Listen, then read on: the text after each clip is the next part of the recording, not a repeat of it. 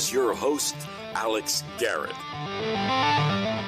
Well, another week and another time to get on with Terminello's Take. Lou Terminello, once again, welcome inside. And my premise with you this week is going to be about the disparity between college football, Northeast football, and college football, Southern and the Midwest football. But before that begins, hope you're well. Hope you're getting ready for the Thanksgiving holiday.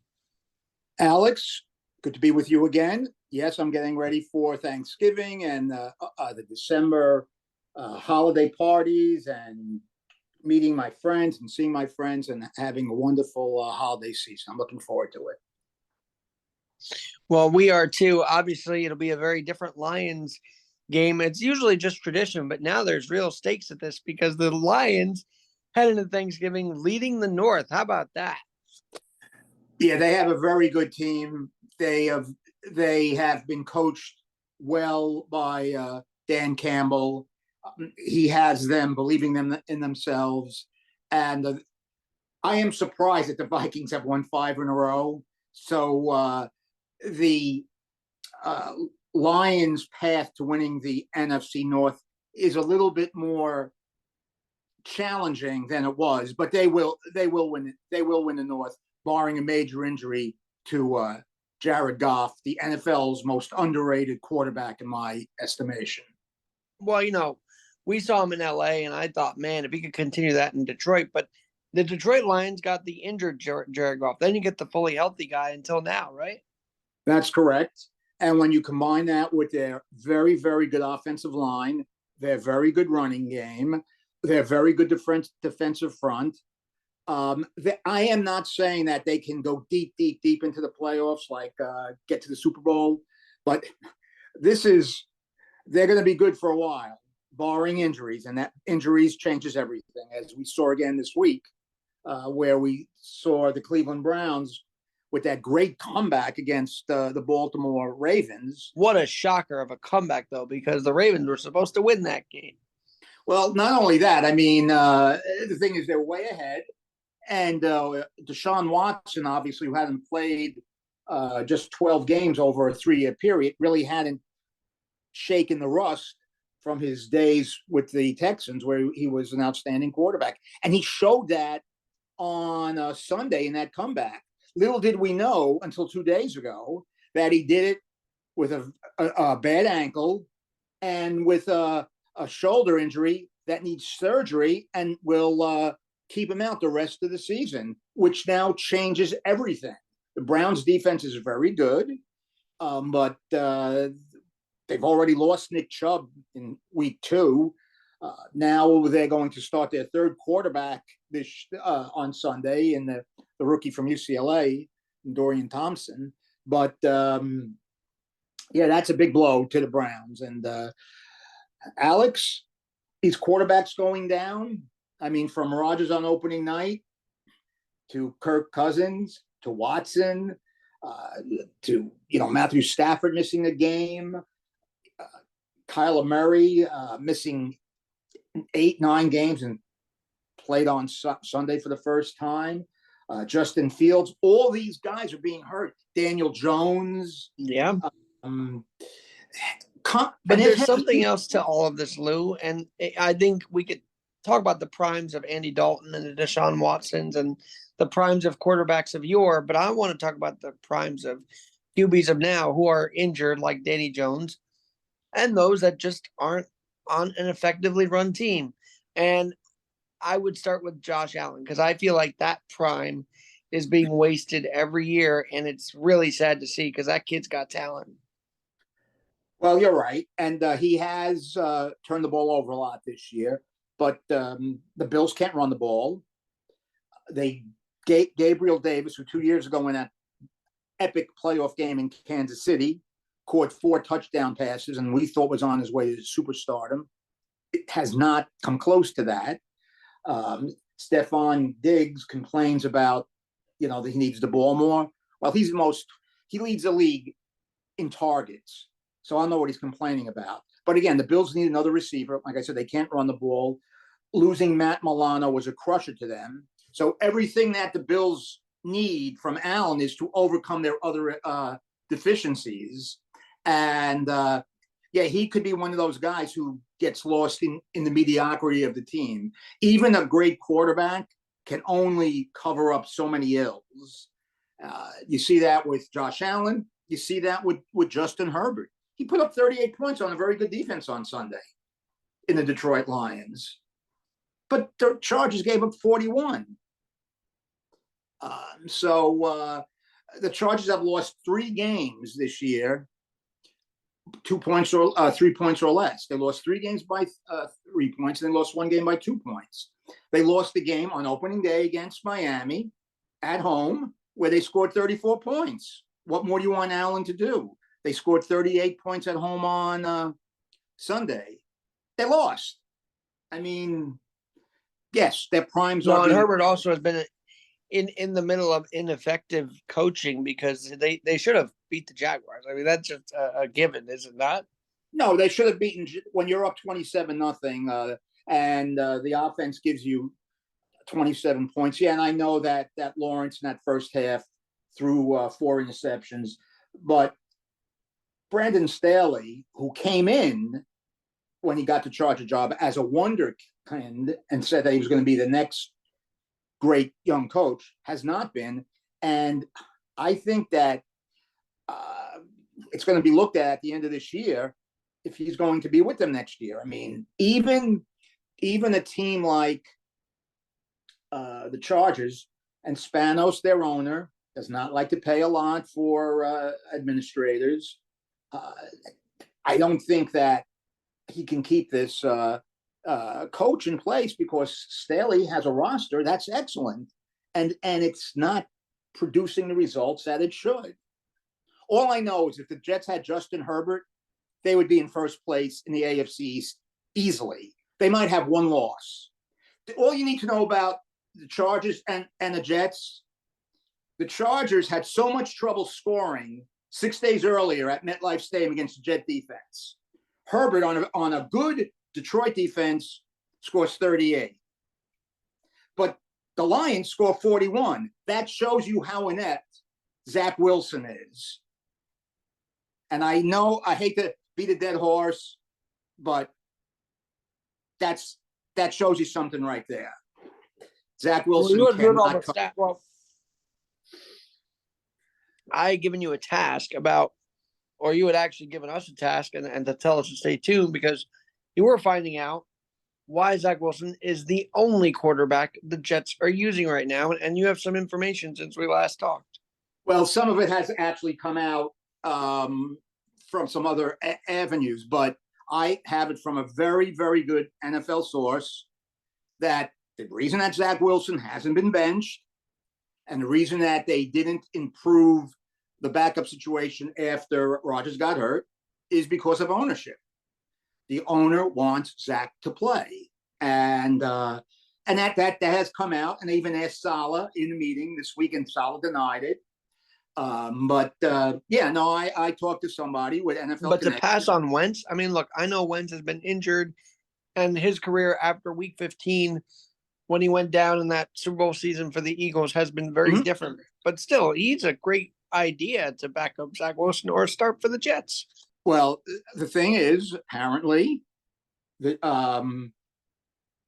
Jets did think about reaching out to Wilson to Wentz the day after that Aaron Rodgers snapped his Achilles. I don't know if the owner nixed it because he had to take on some more money, but the Jets were way under the cap.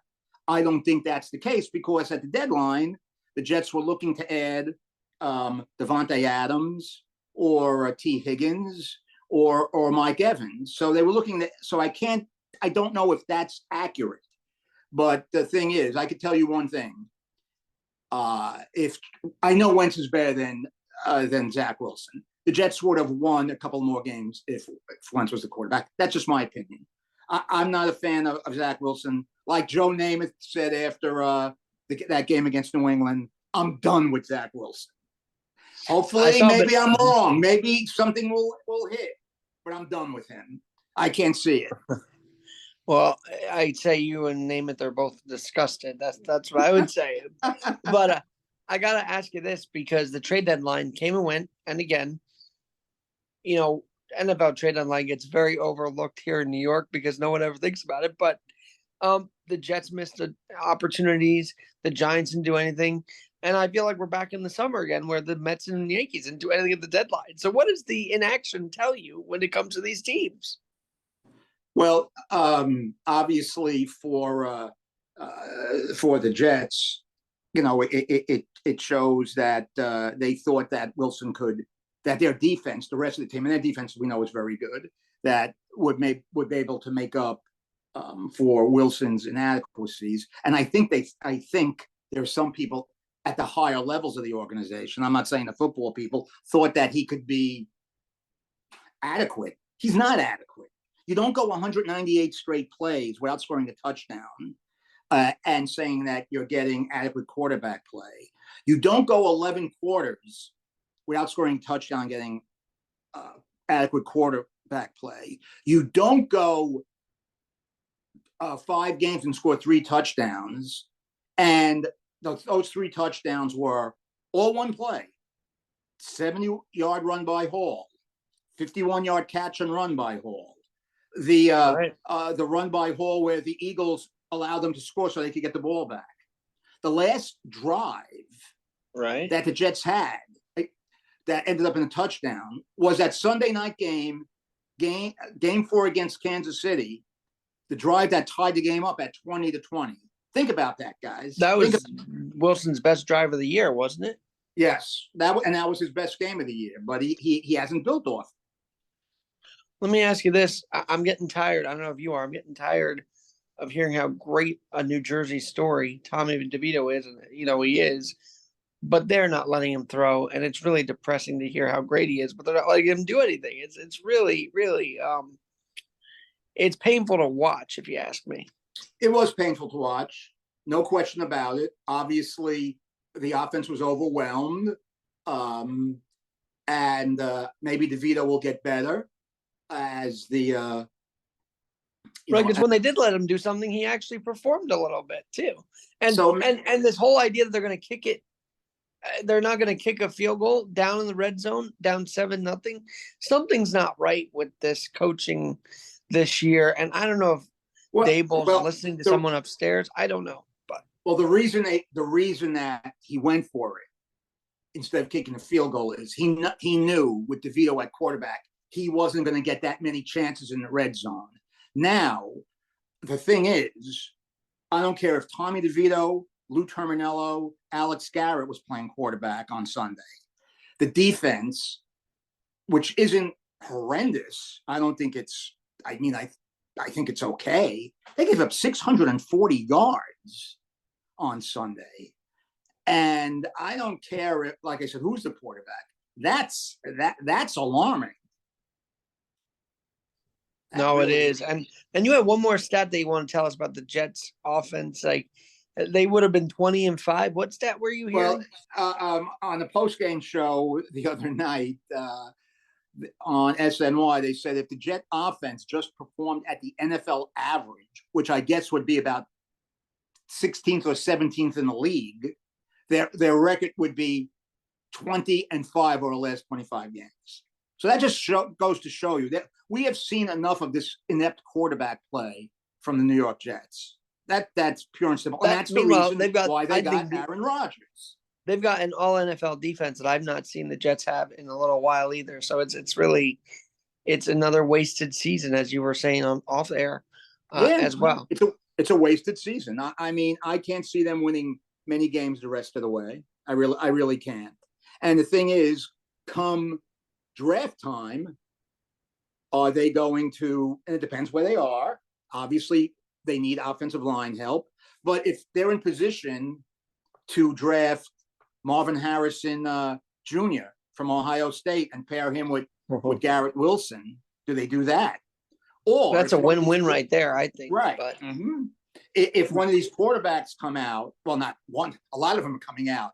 Do they pick him, depending where they pick? Do they pick one of these offensive linemen? And I don't know who the best offensive lineman is rated right now by the NFL scouting combine, but somebody's going to be there that that they're drooling at. So we'll see. We'll see. I mean, Lazard's been a disappointment.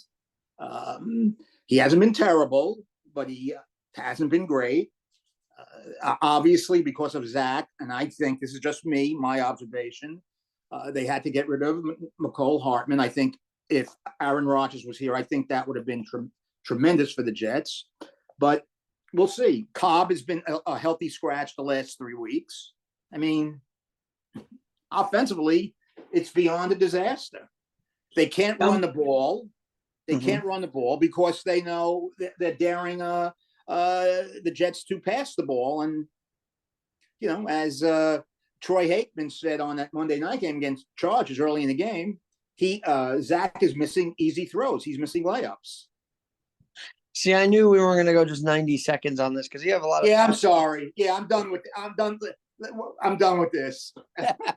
I know you have a lot of passion about this because you're a Jet fan, and you know when you buy tickets to games, you're investing in the team as much as any stock owner is investing in these teams. So it's especially right, with the prices they charge, Alex. You are 100% right. It's right for you to speak out on this because it's tiring. I think for everybody, and I'm also tired of Joe Shane. I get it. You want to look at these guys, but why? Was it because Daniel Jones got hurt? Is that why now he's lost focus on the season? So he's got to go scout out QBs. I mean, he's going all over the country. But there's still Alex, that's his job. That's his job. I mean, I can't be critical of Joe Shane for that. That's his job. Now, again, we talked about this earlier in the season, and we talked about it last year when he signed a $40 million contract. They should have given him the 5th-year option, which would have been 1 year at $19 million, which would have been this year, and then they could just let him play out his option. They could have franchised him, but now they take a cap hit of $69 million if they do it now.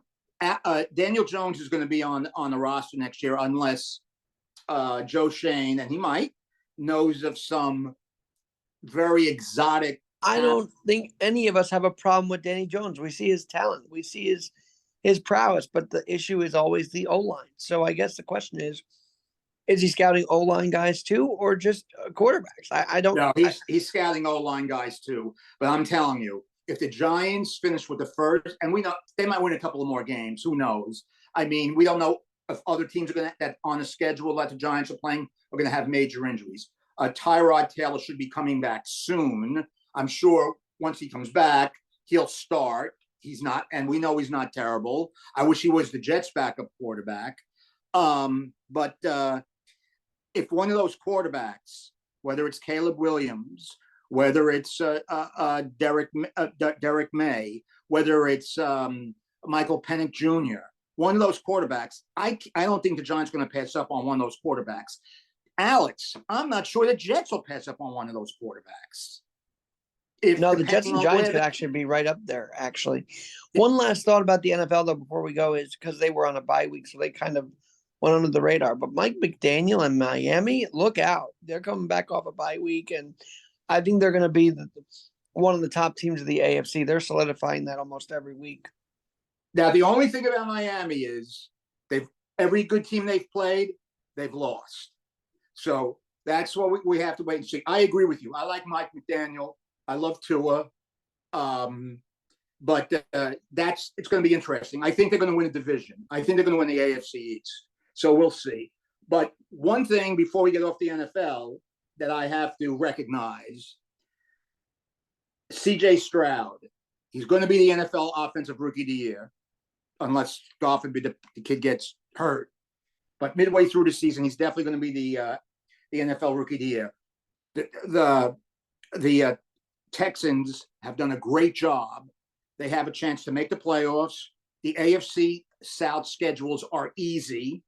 But C.J. Stroud has a chance to do something that only one other rookie has done in NFL history. Jimmy Brown in 1957 won Rookie of the Year and MVP. C.J. Stroud is definitely in that, as we speak today, in that MVP race. No doubt about it. I know he's putting up record numbers every week. That's what I've been reading and seeing, and I know you watch Red Zone religiously, so you followed that kid's career all season long, I'm sure. And I got to be honest with you, when he was at Ohio State last year, I wasn't so sure about how he was going to play in the NFL because I wasn't sure how great an athlete he was. And boy, he has been fantastic. And getting back, we talked about Jet ownership and Zach Wilson. When owners get involved, that's problem number one. And David Tepper of the Carolina Panthers allegedly got involved with Bryce Young. They had to pick him. Now, I don't know what the Panthers football operations people were going to do, but I don't know if they like Stroud better or Anthony Richardson better than Young. But David Tepper made them pick Young. That's not good. But I said, maybe the Panthers football operations department are going to pick Young anyway. But you can't be dictated by your owner. You know, it's funny you mentioned Bryce Young because Nick Saban's on record now. I saw this video saying that he feels about 32 to 45 calls or something like that a day, I think he said. And they said, I guess a lot of his freshmen want to play on the team, and he's more about developing these guys. And he said no one ever asks him how they played as a freshman, which I thought was a very interesting quote. So I guess it's about development with Alabama, isn't it? Well, it's funny that you talk about Alabama because I have a little note here because I didn't want to forget to talk about Alabama. Obviously, Alabama is Alabama. They are the Lakers, the Celtics, the Yankees, the Montreal Canadiens of college football, winning the most championships. They've been in a championship game since they went to the playoff system in 2014. They've been in 6 of the 9 championship games, winning 3 of them. Alabama is under the radar this year. Early, those first couple of 3 games didn't look like they could score. Milroe didn't look like he could play. They had Simpson at quarterback for a game against South Florida. They moved things around. Milroe, since in 6-7 weeks, his improvement has been incredible. It's remarkable. His passing accuracy has improved. He has control over the team. He strategically runs for positive plays. If Alabama gets into the playoff, watch out. And if they get to the Final Four, watch out. Don't discount them. I agree, and I know that Saban just produces winners every year. That's why, I used to hate him, but now that I see him rushing his guys to the line, even in a 52-0 blowout win, I respect the hell out of that because I don't want a coach that lays it up on any play, to be honest with you, and he does not. Well, again, he plays to win. Vince Lombardi when he lost one game, when Packers would go 12-2 or 11-1-2, that one loss would rankle at him. And that's the sign of somebody that leaves no stone unturned and somebody who will cut your heart out. And I don't say that literally, but to do anything to win. And that's what Saban does. I mean, this is not a great Alabama team. They don't have the receivers that they've had in the past, those amazing receivers that all went to the NFL. But if they somehow beat Georgia in the SEC championship game, they have a chance to win the whole thing. There's no doubt in my mind.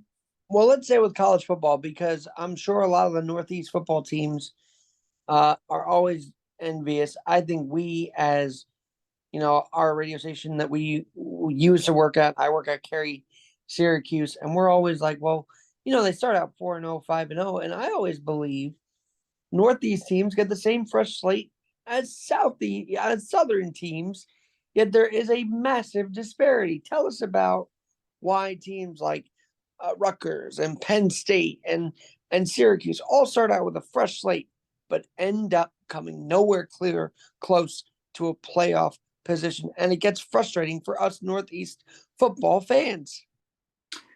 I agree. I agree with you. The thing is, in the Northeast, well, let's go with Rutgers and Syracuse. Now, Syracuse has had a storied football history, but it was mostly through the 50s. They had Jimmy Brown, they had Ernie Davis, they won the national championship in 1959. The NFL at that time was just getting a foothold. The NFL, and what really helped the NFL become popular was the emergence of the AFL when they were formed in 1960. Before that time, college football was more popular than the NFL. So that hurt recruiting as the NFL became more popular. Rutgers, I mean, obviously they moved up a level about 30 years ago when they joined the Big East to play in the Big East Football Conference, and now they're in the Big Ten. And they won the Big East Conference, if I'm not mistaken, a couple times. Well, they didn't. No, they got as high as number 7 in the rankings, and then they lost at Cincinnati. But if they had won that year, they would have gone to the Orange Bowl, and that was the closest they came to getting to one of the Big Six bowl games.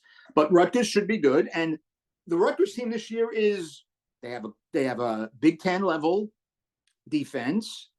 They have a Big Ten level running game. They have no quarterback, and I really think what happened to Rutgers, Shiano brought that program up from one of the 2 or 3 worst programs in America to a very good program. But when they went into the Big Ten, Shiano wasn't there. He had left to go to Tampa Bay, and then he ended up at Ohio State as a defensive coordinator. The 8 years that Shiano, in my opinion, this is just me observing from afar, that he wasn't there, and they were in the Big Ten for those years he wasn't there, really hurt the development of Rutgers. He's a great recruiter. I'm shocked that the last 2 years he hasn't been able to recruit a quarterback. They're 6-4. If they had a quarterback, they probably would have another win or two. They probably would have beaten Wisconsin and had a great chance to beat Iowa last week. But remember, no matter what, we'll use Rutgers again as an example. You could use Boston College as an example. You could use Pittsburgh as an example. They're buried behind the pro teams in their market. Alabama is number 1 in Alabama and in the Southeast.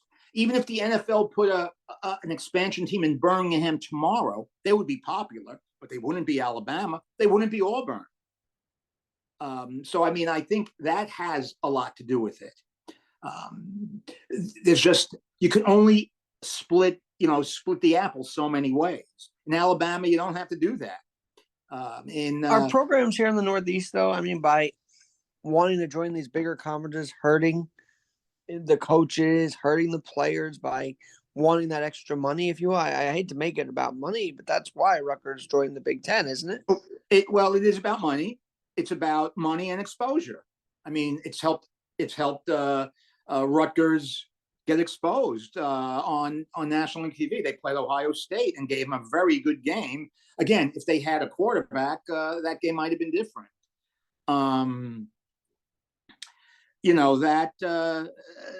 That plays into it. But yes, money plays into it. And Rutgers has been very successful on the basketball court since they joined the Big Ten.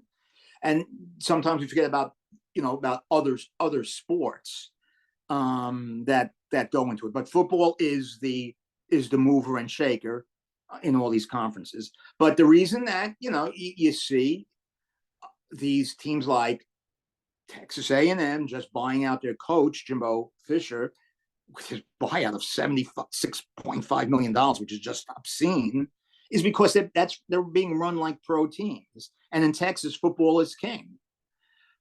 In New York, okay, where would Rutgers go? Even if Rutgers was 10-0, they obviously they would catch everyone's attention, but still, I mean, Jets, Giants, Yankees, Mets, even in the wintertime, hot stove league, got 3 hockey teams, you got 2 basketball teams, you got the college basketball season. You're really splitting up the apple a lot of different ways. And when a kid has a chance to go to Syracuse, a great school, or Boston College, a great school, or Rutgers, a great school, but can go to Georgia or go to Michigan or go to Ohio State, be top dog, and now get big NIL money, well, it makes it even more tough for the schools in the Northeast to compete. Now, do I think schools in the Northeast can win? I do. I do. I mean, Penn State won in 82 and 86. They should have won in 94. They've always been good. West Virginia came within the game of going to the championship game in 2007. So, I mean, there's been opportunities. You had the Boston College fluting teams. I know that was 40 years ago, but yeah, I mean, it's not impossible. But the Southern teams have that fan base and that prestige because they're the only ones in that state for the most part. Does realignment hurt the disparity overall? I mean, even the West now is probably going to be hurt by the fact that USC and UCLA are going to the Big Ten. I mean, these realignments aren't helping programs, are they? They are and they're not. Again, I assume, and from what I hear, that next year there's going to be no divisions. Now, this was originally set up before Oregon and Washington and USC and UCLA, which last year they got in, they were accepted, that they were going to go without East-West divisions. I don't know with an 18-team Big Ten conference if they're still going to do that. So we'll see. All I know is that the difference between the Big Ten East and the Big Ten West the last couple of years, I mean, you got Penn State, Ohio State, and Michigan in the East, and you really have a lot of mediocre teams in the West. If Rutgers was in that Big Ten West, they would have a shot. But they had to play those three teams in the East: Penn State, Michigan, and Ohio State. But look at Penn State. Look at Franklin. He is 1-9 or 1-9 against Ohio State and Michigan. How could that be? And they have a very good roster, Penn State, and they're recruiting. So, and he has a buyout of $65 million. So, when was the last time, I asked you this off air, but I want to get it on the record too. When was the last time a Northeastern team won the title? Well, I would have to say it was Penn State in 86. Pittsburgh won in 76. Penn State won in 82. I don't think anybody won after. Like I said, Penn State should have won in 94, but that was still the days of where voters voted the champion in 94. They had a tremendous team. They were undefeated. So, I mean, yeah, they absolutely can contend. I mean, Boston College won their division in the ACC a couple of times. Pittsburgh won the ACC a couple of years ago. So it can be done.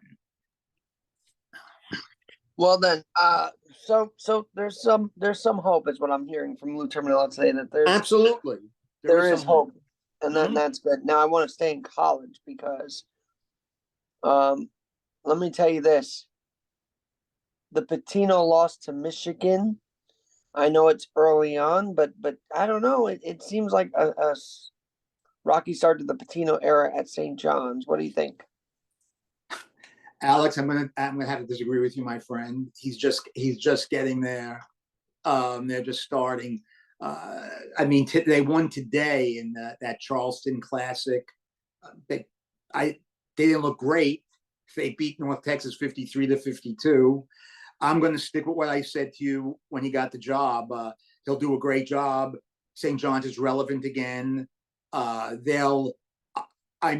think they'll be a bubble team. They'll get better as the year goes on. When you look at the Big East, as of today, Marquette, UConn, Creighton are all in the top 8. The Big East is tough. Even a great coach like Pitino is going to need some time to turn things around. And we saw how the disarray of St. John's basketball has been, because obviously we were close to the situation because we carried their games and we dealt with them. But he's going to be fine. I would be totally stunned if by next year they haven't made major inroads into being at the top of the Big East. Oh, no, I agree with you there. I guess I'm just kind of eager to see him start out fast. So there's that feeling too. But, he'll do it in his time. He is Rick Pitino. He's a legend, and I'm not totally worried. I just didn't know if you had any thoughts on them losing to Michigan like that at home. No, I mean, hey, Michigan has had a solid program, and they're ahead of a Pitino St. John's team, no doubt about it. At this stage, I'm sure Pitino's still carving out the players' responsibilities. I'm sure he's defensively they're not where he wants them to be. So the preseason, the pre-conference games will, I'm sure he'll concentrate on that. But it's just because he's Pitino, it's not going to happen overnight. But because it's Pitino, it will happen. And then again, I don't want to have a team that goes up 8-0 against non-conference and then completely craps the bed in conference play, which happened last year. Which St. John's had been doing the last couple of years. So by playing Michigan, yeah, they got their butts kicked.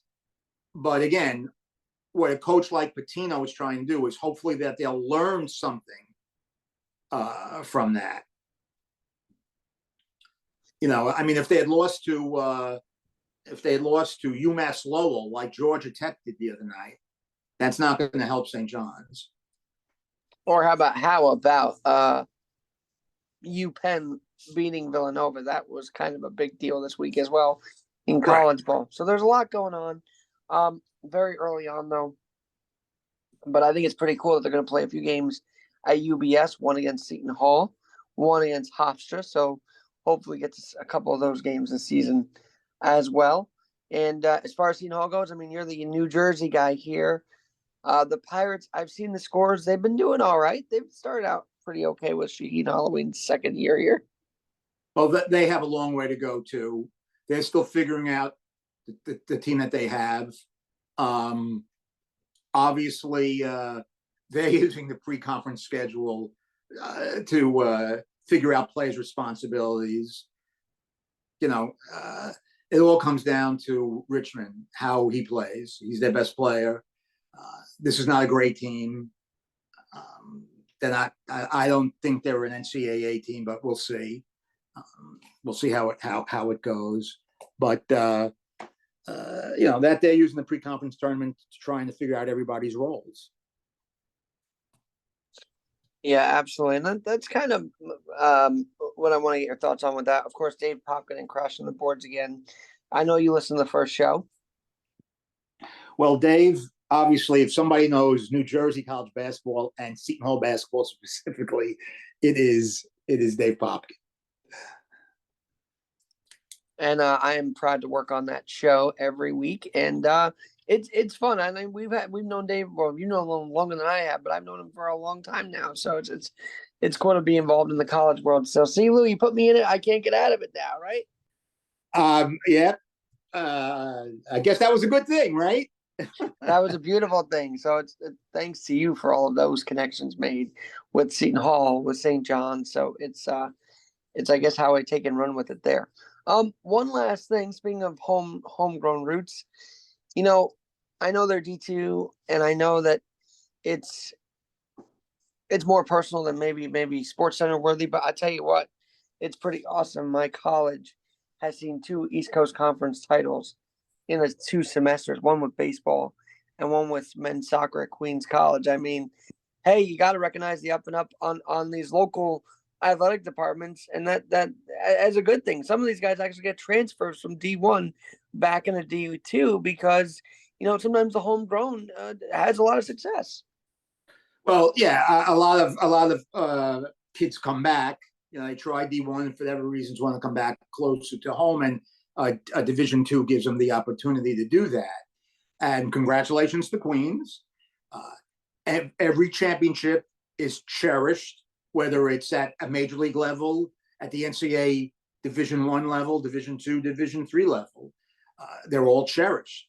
They're all it's all based on the competition, and I'm all for that. And I commend whether it's Division I, Division II, Division III, whatever it is. Hats off to these athletes, these men and these women of these teams that win championships.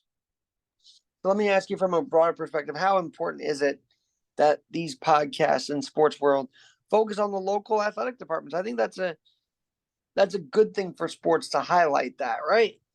I absolutely do, and it's just another way another way for to communicate, because we have so many levels of communication now. Like you said, the podcast, the streaming, the conventional radio and TV. And as alma mater, it's going to boost our public eye, because hey, those coaches might have might get a recruit out of these podcasts. We don't know, right? I mean, it could happen. It absolutely could happen. I was going up and down the dial last night, and I stopped on Yes, and it seems like Yes and Fairleigh Dickinson University, which was a bracket buster last year. I mean, they became the second 16 seed to be the 1 seed in NCAA history. It seems like they have signed a package with Yes to broadcast some of their basketball games. Started with St. John's last night. I think on the 29th, they have a FDU women's game on, and then a couple of days after that, another men's game against Northeastern. So I don't know what kind of package it is and how long it goes. But Alex, if they didn't beat Purdue last year, and they gave Florida Atlantic a tough time in their next game, they would not have gotten this opportunity. So what you said a couple of minutes ago is 100% correct. And they might get some kid who might be not a guy who's good enough to play at Ohio State or Duke or even Wake Forest, say, you know what? Maybe I'll go to FDU. Maybe I'll contact them to see if they have any interest in me. You don't know. Yeah, and I saw they got a renovated locker room after that big run. So obviously it helps with donors and boosters as well. And then I got to just say one last thing, and because I'm a Harbaugh fan, we're also seeing big school like Michigan facing that adversity. And so how do donors deal with something like seeing their big head coach suspended? I mean, donations won't stop to Michigan because of this, though, right? No, absolutely not. I mean, I would be very, very surprised if they lose any major donors due to this. Now, I think, all right, Harbaugh got suspended, but again, and it's the second time this year he's been suspended. Alex, it's not a real tough suspension because he could be with the team during the week. It's not like he has no interaction with the team. He just can't be in the stadium on Saturday. And he'll be back for the Big Ten championship game if they are in it, if they beat Ohio State. So the punishment doesn't seem to be that stringent for what he did. And depending on who you're listening to, most people think what Michigan did was horrendous. And I agree. Well, I know that there was a lot of scandal going on there in the stealing of signs.